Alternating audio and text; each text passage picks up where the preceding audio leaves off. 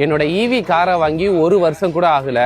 அதுக்குள்ளே இந்த டயர் வந்து பார்த்தீங்கன்னா சின்ன பின்னமாயிடுச்சு.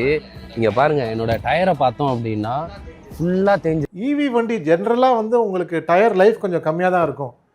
இது வந்து ஈவி டயர் லைஃப் ஏன் கம்மியாக இருக்குன்னா ஒரு 3 காரணம் இருக்கும் அதுக்கு. ஃபஸ்ட்டு வந்து முக்கியமான காரணம் வந்து வண்டியோட வெயிட் ரொம்ப ஜாஸ்தியாக இருக்கும். Heavy vehicle. ஸோ உங்களுக்கு நார்மல் வெயிட்டெல்லாம் பார்த்தீங்கன்னா 1500 கிலோ இருந்தால் உங்களுக்கு ஈவி வெஹிக்கிள் ஆல்மோஸ்ட் ஒரு 500 கிலோஸ் ஜாஸ்தியாக இருக்கும். அந்த வண்டி வெயிட்னால உங்களுக்கு ஆட்டோமேட்டிக்காக உங்களுக்கு டயர் லைஃப் கம்மியாக இருக்கும். ரெண்டாவது வந்து ஹை டார்க் இருக்குது ஈவி வண்டிக்கு. ஸ்டார்ட் பண்ண உடனே டார்க் ஜாஸ்தியாக இருக்கும். அந்த டார்க் ஜென்ரலாக வந்து டயரில் தான் இம்பேக்ட் காமிக்கும். அந்த இம்பேக்ட் காமிச்ச உடனே உங்களுக்கு டயர் வேர் ஜாஸ்தி ஆகிடும். மூணாவது விஷயம், டயர் பேசிக்காக சிலிக்கா பேஸ்ட் டயர்ஸ்.